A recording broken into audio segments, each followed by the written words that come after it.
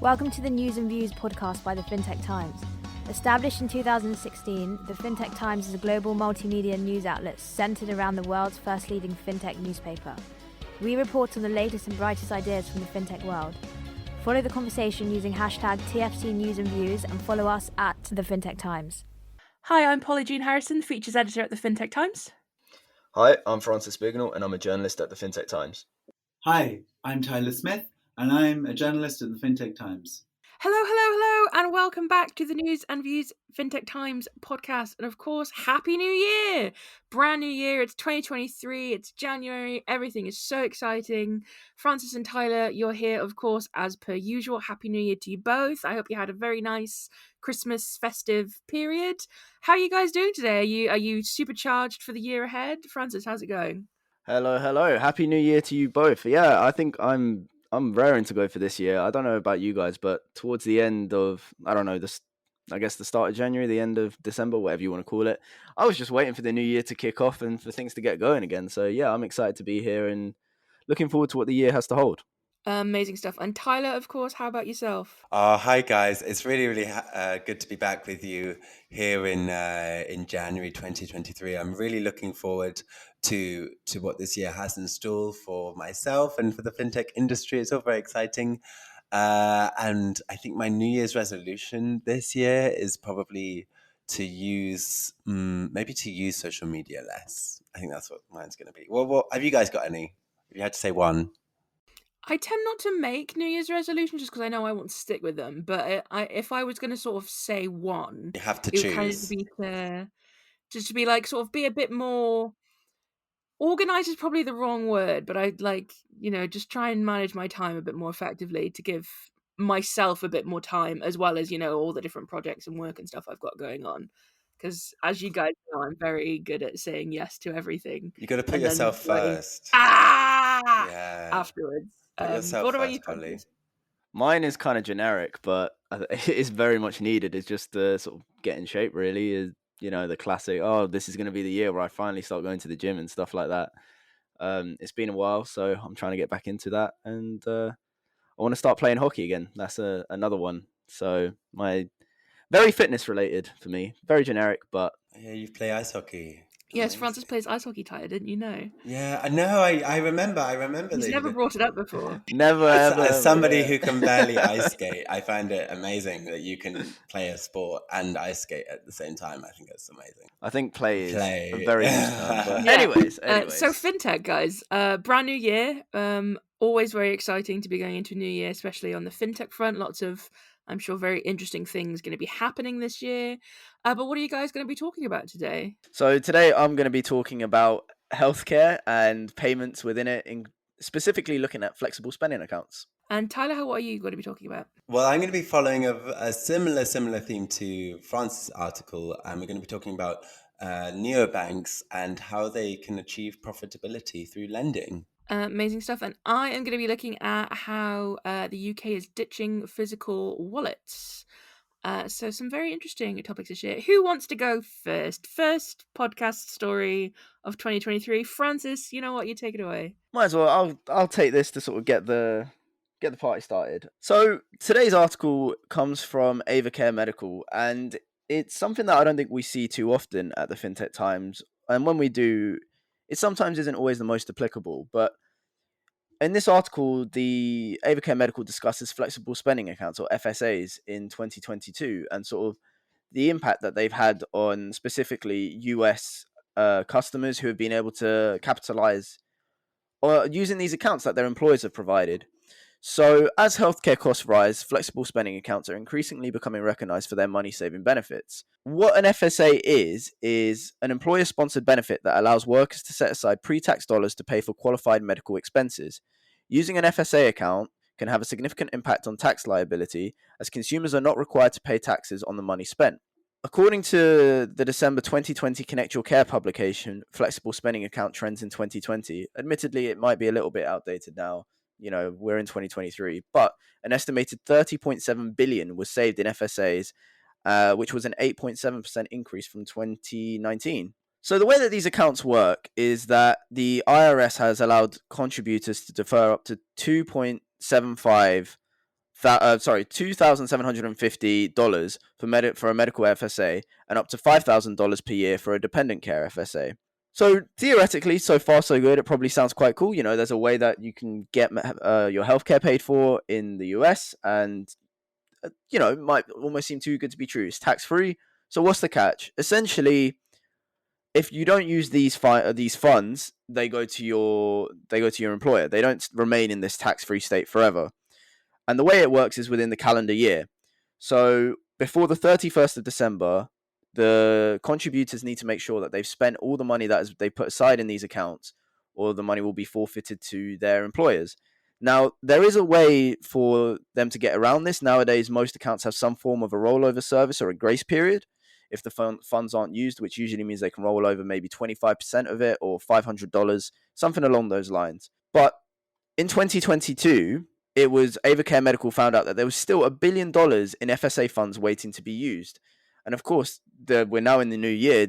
That deadline has passed. And I think it's really interesting to see that, so many people put money aside for these healthcare services to help them afford things that they previously couldn't done, which I think is what fintech is really about, is helping people afford things, making them smarter with their money, and essentially just making things possible that previously weren't possible.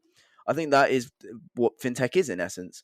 So what FSA funds can buy for are things like painkillers, acne treatment, heart therapy, sunscreen, blood pressure monitors, stuff like that. But they don't pay for everything. And some items that aren't included are non-prescription vitamins, health supplements, and cosmetic products. So people should be aware of what they can actually afford with these before applying for them, and just being wary that they're not necessarily going to be able to afford or to purchase everything with these funds. So in 2023, the contribution limit is set to increase, mainly because of inflation and cost of living. Now, although people can put in up to $2,750, this doesn't always mean that everyone does put that amount in. In fact, in 2022, the average amount of money placed into FSAs was estimated to be at 2.4K. So it shows that the service is being used, but maybe it's not being used to its full extent. Or perhaps people are just actually using it in a smart way, realizing I don't need that much money, therefore I'm not going to put that much money in. So I think it was quite interesting to see how popular the service is becoming and sort of how much people are really using it. And the fact that there was still $1 billion left over shows that people are aware. Like if the maximum is 2.7 or 2,750, as I mentioned, the fact that there's $1 billion left in December, people would have been spending throughout the year. It shows that it isn't something that people aren't aware of. But regardless of that, more employers are signing on to it and offering it to their employees. And with healthcare costs expected to rise, I think this is a really, really good idea. And the main reason I wanted to bring this to the table today to discuss with you guys is just because I thought it was a really interesting way that isn't necessarily the most orthodox way that we always see payments being, or payment services, I should say, being used. Well, that comes through our inbox, if that makes sense. It's not something we see every day. So I thought it'd be fun to discuss, a little bit different to what we're used to. And yeah, essentially wanted to get your thoughts on FSAs. Do you think they're good? Do you think they're a bit of a scheme perhaps for employers to try and get quick money, perhaps entice their employees to their employees to put in the max amount knowing that they're not going to spend that much? Is the catch worth it? What do you guys think? Tyler, I'll go to you first. Well, I think that these are really, really interesting accounts, but we can start there. I think that the fact that there was $1 billion left over at the end of last year, I think it sort of shows that maybe people are placing a bit too much money in it. And if you were a scrupulous employer, you could exploit the system to put more money in your own pocket. I think, first of all, that the American healthcare system is completely insane to somebody who's lived all of their life in London with the NHS. Having these sorts of costs and paying for these sorts of things is right over my head sometimes. I think it does well to ensure that people can afford the healthcare that they need, and that you were absolutely right in saying that that's one of the major benefits of fintech, and it's something that we continuously advocate for at the Fintech Times. In terms of the increase, I think it'd be really interesting to see how the prices for these medical services, whatever they would be, how they were sort of rising in line with inflation. I mean, are they rising? Are they falling? It reminds me a lot of like a workplace pension, is from what I've heard. I don't think that they, we mentioned that there was a lot of money left over, but apart from that, I don't really see too many ways in which they would have negative impact just because of the crazy situation in America with this healthcare all being privatized. I think it will let people sort of look after themselves more, if anything. So yeah, I'm sort of like two and four. Should I say? Yeah. No, I definitely agree, and it's got that. It's like you said, really, because we've always been used to the NHS having this sort of privatized system. I don't want to say it's archaic, but it just seems like a whole different world, right? It's not something that we're used to. But I think you're right. I think the sort of its application can be almost life saving, really. I mean, from what I've seen, the bills that can rack up in America can sometimes be ridiculous in the tens of thousands. It's not just this 2,500 or 2,750 limit that it allows.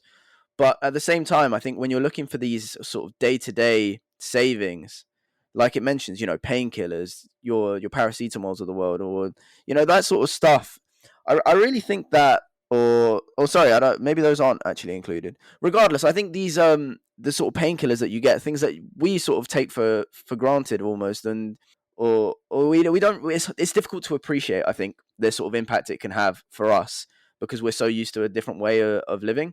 But I think it is really important to sort of see the impact that these can have. And another key fact that I forgot to mention before was that employers that are implementing FSAs have seemed to say that they have more satisfied and productive workers. So perhaps it's a win-win situation, The employers offer it. If it isn't used, they get the money. But at the same time, if it is used, the employees remain happy. They know that they have tax-free money to pay for these services that they wouldn't otherwise be able to. So I think it is a win-win to an extent. It's just there is this small catch at the end of it, which is it's not guaranteed, it's not safe. But like I said, you can roll over the money. There is that option.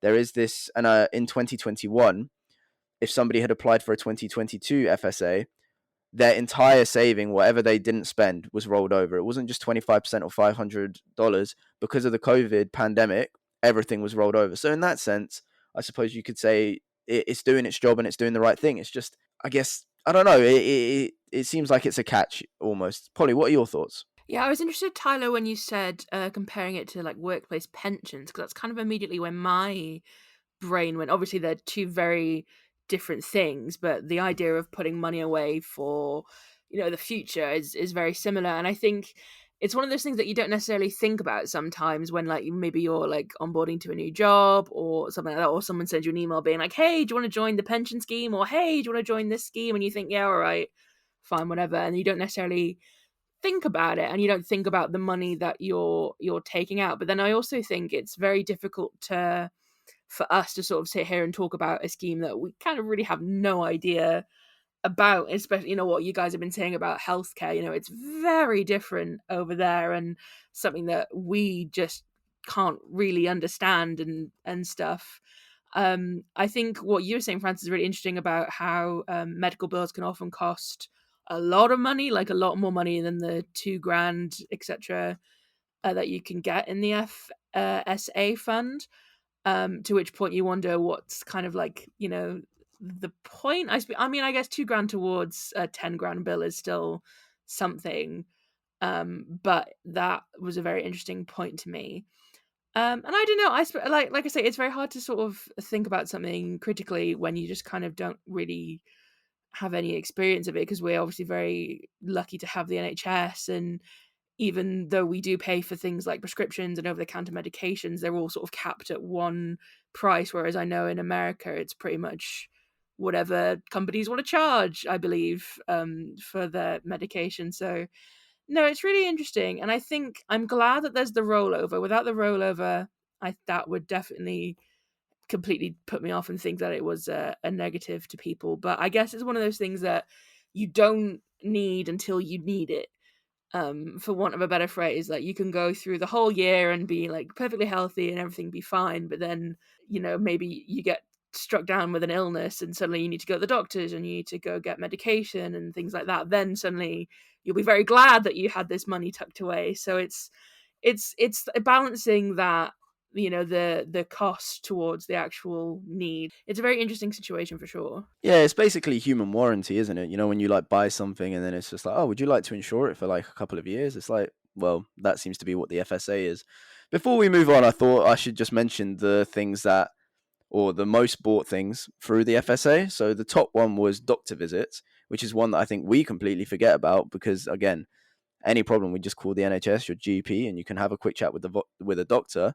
Whereas in the US, that costs money. So I guess that's a really big one. So for any worries, I suppose this does make a lot of sense. The second most popular was over-the-counter medications. Medical supplies and equipment was the third most, and prescriptions was the fourth most used purpose for the FSA funds. But I just thought it was really interesting to share that with you guys. Again, something that we don't usually talk about. So I thought it would just be a nice little variation, or a nice bit of variety, I should say. And yeah, no, I think they are, for all we've said, I think they are quite good. Like you said, Polly, it's one of those things that you don't really need, or that you don't really kind of want until you need it. And then you're like, well, I'm glad I did have that sort of backup. So yeah, no, I think it's an interesting way to start off.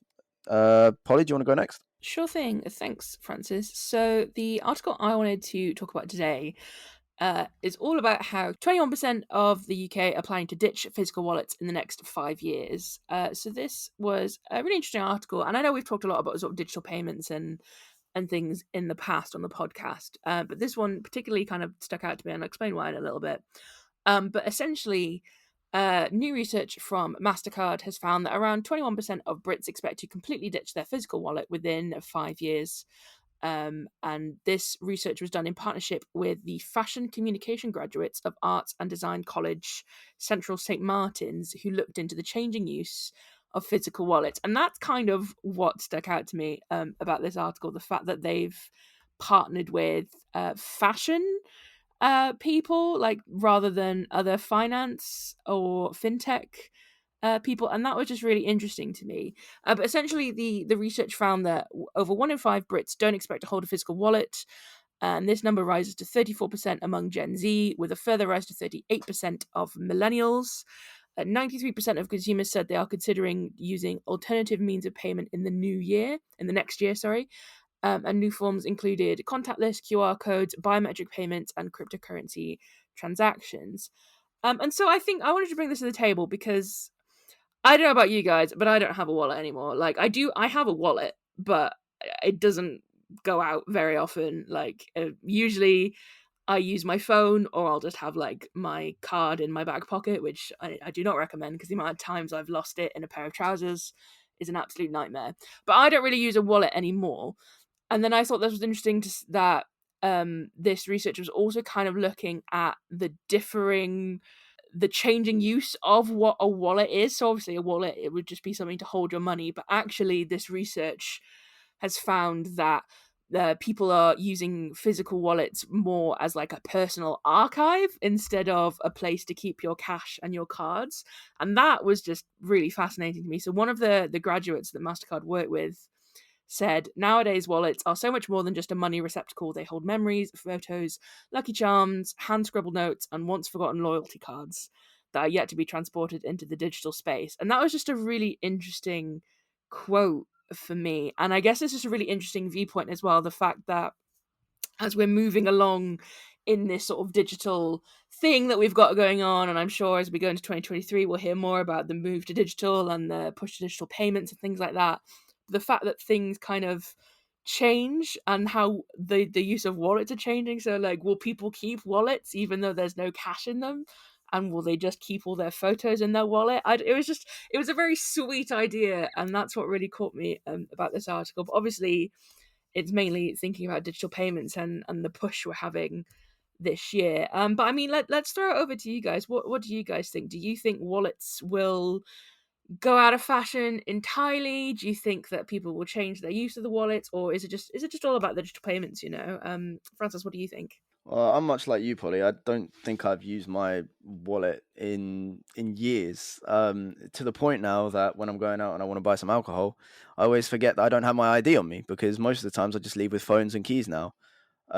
So I don't know. It just seems that I'd agree that it makes sense that lots of people in the UK are wanting to ditch physical wallets because I just don't see why you need them. Like this idea of like the BA fashion communication graduate said, they hold memories, photos, and hand scribbled notes. I mean, I don't know about you. I can't remember the last time that I made a hand scribbled note. I feel like if I'm going to make a note, I do it in my phone. I have photos in my phone. I might not have a lucky charm. That's the one that sticks out. But I feel like most of those things that she listed, you could just have in your phone, you know? And I don't know. Maybe it's just being in London, perhaps. Maybe it's the London effect. Because I know we spoke about this before that, you know, cash remains king in or popular. Maybe not king, but it remains popular in the UK. I believe we spoke about it on the podcast. There was an Accenture report that found that, you know, 63% are still using cash at least 5 times a month in the UK, which, considering that the UK is always thought to be such a digital first country, is quite an interesting statistic. So the fact that, you know, still 80% of people don't, or sorry, 79% of people don't plan to ditch their physical wallets, it doesn't really surprise me. But personally, I don't see why we really need them anymore. I just, yeah, the once forgotten loyalty cards. I mean, what are you going to do with them, really? You know, I think it's just a bit, it's grasping at straws, I feel. But yeah, no, I agree that, you know, digital payments do seem to be the way forward. Everything suggests that people are gradually becoming more digital. It's just a matter of time. So yeah, no, I think it does make sense that physical wallets are being ditched. Yeah, and I completely agree with what you're saying in terms of like all the different tchotchkes you can get in your wallets. But then I do wonder if that's person to person, because I know my other half, his wallet is just full of crap, to be honest with you. Like, he's got his cards in there. He never has cash. So he's got like his debit card, his credit card, his ID, and then just crap, like old tickets from football games, money from countries that you can't even spend anymore because the currency has changed, things like that. So I guess it's down to a personal thing as well.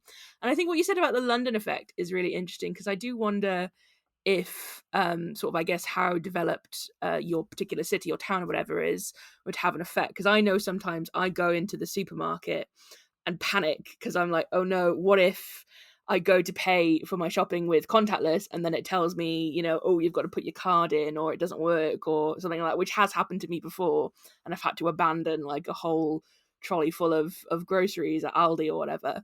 So I wonder if maybe that has an effect on things as well. But Tyler, what do you think? I thought this was a really, really interesting article. I think it complemented our investigation on the rise and fall of cash, that sort of we looked at a lot last year. I'm really confused about the whole sort of Central St. Martin's connection to this report. The school that I went to was like a sister school to Central St. Martin's. I'm very familiar with the people there, and I don't know. They're probably not. They're probably not who I would go to for financial advice. Sorry, Central St. Martin's, but that's what you get. In saying that, I do agree somewhat with what you're saying, in that sort of the role of the wallet has been replaced by the phone, which makes sense in terms of, you know, you have digital cards, you have electronic ways of spending that sort of eliminate the need for a wallet, right? But I think what's really interesting is that I don't really ever see a future where cash use is fully eliminated, because I can't remember who it was, but I was at somewhere once and somebody was telling me that the role of cash, one of the major advantages of it is that it teaches you about money management and about the value of money. And I think in that light, you're going to need to have something to hold this sort of cash in. I fully agree that maybe less and less people are holding wallets. I mean, myself personally, I was gifted this really sort of beautiful leather wallet by my friend like 10 years ago, and I still have the wallet, but I don't use the wallet exactly for the reason that Francis was saying, and what you were saying when you were shopping in Aldi, is that there's just no need. I mean, if you can pay for something with it on your phone, it doesn't make sense to be carrying around a wallet. Of course, my wallet was a total inconvenience to carry around because it was so full of money and my assets that it's just really, I had to pull it around everywhere. So I'm glad to have that off my shoulders. Do I see wallets becoming less and less frequent in their traditional use? Yes. Do I see it? Do I see a world where you say, "Do you have a wallet?" and they're like, "What's that?" No. I think that's quite a way off, and I think that cash, until we find a way to digitally recognize the value of cash, I think cash is still going to remain king in that arena. But yeah, to sort of prove your point, I don't even have my wallet on me now. I have like a little card thing that FIS gave me. But yeah, it's very interesting. Yeah, absolutely, and I think you're right in terms of the connection between the college and the research. I guess they were going for more of a sociological thing, maybe than a Yeah, financial thing as well, like having thinking about the wallet as a thing. yeah. But no, I think it's really interesting, and I guess I don't know, maybe we'll see a change in wallet sales over the next few years, and shops will just stop selling them or something daft like that. But anyway, moving on, Tyler, what is your story for today? Oh gosh, well, thank you very much, guys. We've had a very, very interesting conversation so far. Well, what I'm going to be talking about today is actually one of our guest posts that we've published this week. One of the newest guest posts of the year, in fact. It was from Peter Barak, who is the CEO and co-founder of the AI-driven fintech startup Credo Lab. And it was a really, really super interesting piece that Peter put forward. He was talking specifically about the profitability of challenger banks and neobanks and how they were really struggling to break even. He gave really, really good examples of this in his piece. He pointed to in the UK, North Bank having withdrawn from the market. It had had some sort of trouble with persuading investors to get on board, which is not too uncommon these days, unfortunately. He then pointed to Australia. He said that the neobank, I'm going to butcher this again, but I couldn't even pronounce it when I was writing it. But Hinsha, the Australian bank, or Gina, I think it's pronounced, had to pull the plug on its operations in the last year. And of course, Volt as well closed its operations, which was probably one of the more famous examples on this list. But he really pointed towards a lot of the problems. And when we look at Volt as well, it looked at the fact that they weren't lending enough, and the fact that lending formed such a high proportion of profits for these banks that they're currently just breaking even because they don't lend enough. And he sort of broke this down. I mean, banks and lending is a centuries old practice. I mean, it's very, very difficult to pinpoint exactly where it started. But typically, it would be normal for a bank to lend out about 80% of the money that it was deposited into the bank. If we look at Volt as an example of this, it was only lending out about 70%, so about 10% lower. What Peter puts forward in his piece was that actually this ratio should be a little bit higher for challenger banks, that they should be lending out more money than the traditional ratio. Now, one of the major problems with this is that if you're lending out a higher proportion of the deposits that you receive, you're going to be putting yourself in a really, really tricky situation. And Peter did a really, really good job of highlighting how there need to be some sort of reform for the credit lending system. And this is nothing new in fintech. The credit lending system we've looked at has a lot of flaws, namely that it's very difficult for people who don't have a very typical financial profile to get money or to take out loans. Likewise, it's equally as difficult for neobanks and challenger banks to make these accurate decisions because they don't have the credit tools, the credit assessment tools to their hands to be able to do that. But Peter does put forward a new opportunity for growth where neobanks can reach profitability through lending, but only by rejecting legacy credit scoring methodologies. And it's a really, really interesting article, and it sort of points out how it can be done. I mean, I know that I mentioned a lot of the failures, but if we look at other sort of areas where it has been successful, I mean, Starling, of course, is one example where lending has really, really been pushed forward. I mean, in the tax year of 2022, they made £32.1 million in pre-tax profit. So it's a very, very interesting article to put forward. I mean, what do you guys think of neobanks increasing their lending? Do you think that they're going to sort of be taking over from the incumbents in the future? Do you think that consumers will be more swayed to take out money from a neobank, a challenger bank, especially since we've seen so many problems with, for example, Volt closing its operations? Do you think it's safe for them to do so? Let's start with, I think, Francis, you might have something interesting to add to this. Yeah, I don't know. In answer to your question of will neobanks replace, your traditional incumbents, I don't know, because I feel like when it comes to lending, one of the biggest things that needs to be at the forefront of people's minds is trust. And I feel like trust is something we've spoken about loads in regards to neobanks.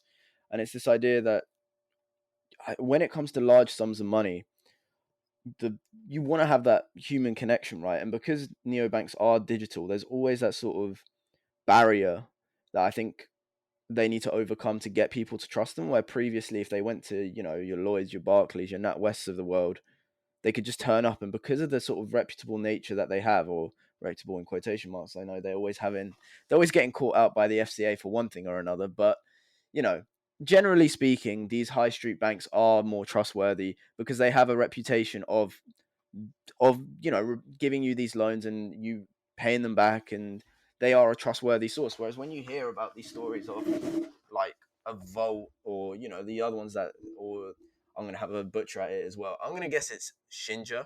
I'm guessing it's like ninja but with an X. Close. I think you're close.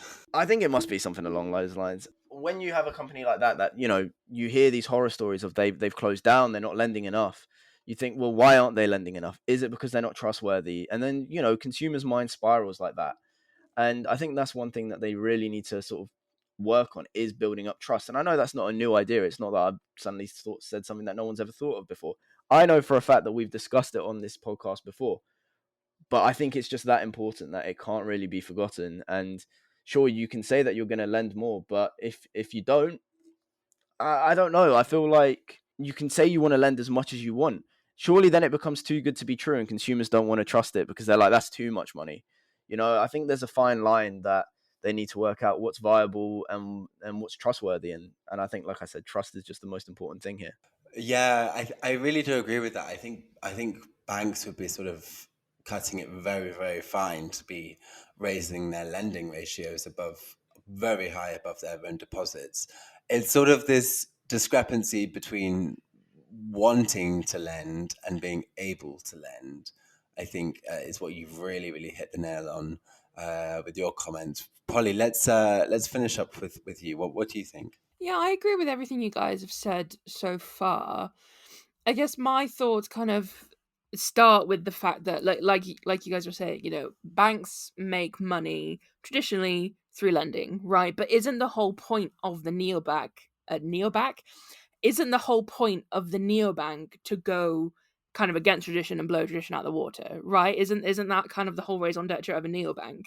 To do things differently, which is why I think maybe some neobanks haven't gone into lending quite as whole hog as other banks would, or things like that. And I know when a lot of neobanks they start by trying to solve a specific problem or work for a specific niche. So like Starling, for example, when they first started, it was all about making the perfect current account, and lending didn't necessarily go into that. And obviously Starling are now profitable, but it's been a long journey for them to get there. And I think neobanks do have a long journey to get to the point where they're making money instead of spending money, because it costs so much money to start up in the first place, and licenses cost money as well. And I think there's also something to think about in terms of licensing, since I've touched on it. Obviously, when they've got the full banking license and are a bank, then they can do whatever they want with money. But when a lot of neobank, well, I say some neobanks, I think, start out with an electronic money license or an e-money license, which of course all deposits have to be in a nice protected account, and you can't sort of invest them or move them around or elsewhere. Obviously, when you have an e-money license, you're not a bank, but I know some neobanks and other sort of similar institutions kind of started out with that license to then jump to a full banking license. I guess it's a really interesting position, and obviously it's a difficult situation for everyone in terms of the economic climate, and I'm sure neobanks are feeling that at the same time.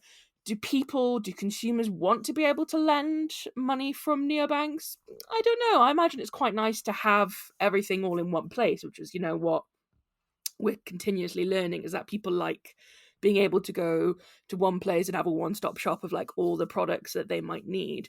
But that being said, the market at the moment is absolutely huge. And it's not just, banks that you can lend money from nowadays. You can lend money from so many different kinds of companies and financial institutions, both fintech and the more traditional incumbents. And so, very rarely would you maybe even go to your bank in the first place, because you probably find a better deal elsewhere a lot of the time, even though, obviously with your loyalty, you may get a good deal with your bank. So it's really interesting situation, and I guess I don't know what the answer to it is, but I feel that lending obviously is still important to banks, but it would be great to see someone crack it without having to go straight down the lending path, right? Even though, like other neobanks are doing lending now, everyone's always done lending. There must be another way for a bank to make money, right? Or is that just me? No, I fully agree with everything you've said, and especially in regards to the flooding of the market with all these lending options. I think neobanks will have a lot more to think about than just increasing their lending ratio. And yeah, it's an intense market out there. It's an intense market for banks right now, especially with the rise in fintech. And I think that Peter's article was very, very informative. And I think it's just sort of, as you said, probably just one piece of the puzzle. And sort of it has to be more holistic consideration than that, I believe. But a fantastic article from Peter. So thank you very much for sending that in. Yeah. Amazing stuff. Well, thank you both for those interesting articles. If you want to read more about the articles we talked about today or anything else about fintech, head on over to thefintechtimes.com, where you can read plenty more news and insights all about the fintech industry. And now, to end the podcast, let's go to what I learned this week. The first what I learned this week of the year. What I learned this year, maybe. Let's change it. But no, so each week, so much new news and information crosses our desks as the editorial team that we're learning new things about fintech all the time. And we thought it'd be fun to share it with our listeners. Obviously, it's been a bit of a slow time at the moment, coming back after Christmas. So, guys, have you learned anything this week, Francis? I'm really within two mindsets. There's two things that I've learned, and I'm trying to decide which of the two that I want to share. If I want to be, there's one that's a little bit brighter and one that's a little bit darker. But in the spirit of a new year and, that optimism, I'm going to go with the brighter of the two. And that is that the UK is the second most successful crypto country. A new global study from CoinJournal has found that the UK was the second most successful crypto country in 2022, seeing gains of up to 431%. So I think that is an interesting statistic, especially following that discussion of how much is the UK digitizing. Well, there you go. Good stuff. And Tyler, what did you learn this week? Thanks, Polly. Well, this week I was looking at the Australian Prudential Regulation Authority in relation to Alex Bank, which is a new digital bank that's been awarded an authorized deposit-taking institution license, an ADI license, by the regulator. What was really interesting about their route to securing that license is that they used the regulator's new restricted pathway for its application, which meant that it still had some form of the license, but not with all of the capabilities of a full license, of course. But the restricted pathway allowed it to sort of ready itself for an ADI. And it was a really good example of how this new pathway, which was introduced by the regulator, works to allow more entrants into the market. So I think that's really, really cool. So well done the ADPR. What about you, Polly? Amazing stuff. And yeah, so sort of, I guess, on the idea of the brand new year, What I learned this week came from the CEO and founder of Bright Payments, and in an interview we did with her. I will pronounce her name, but I'm going to get it absolutely wrong, which is Lena Hakaloa. I'm so sorry for getting that wrong, because I've...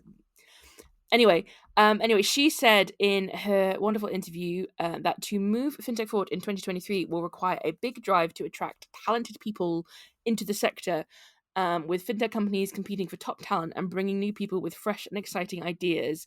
And that will be important to maintaining a thriving ecosystem, but also to move it forward. And I just thought that was really interesting. And I think there is going to be a really big push this year on people and talent. So that'll be interesting to see how that plays out. But anyway, guys, thank you so much for joining me today. The first podcast of the year. 2023 is looking pretty cool. But no, I'll catch you on the next one. Great, guys. I'll see you next week. Happy New Year. See you guys next week.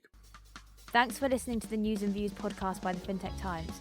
Don't miss next week's episode and continue the conversations using hashtag TFT News and Views, and follow us at the Fintech Times.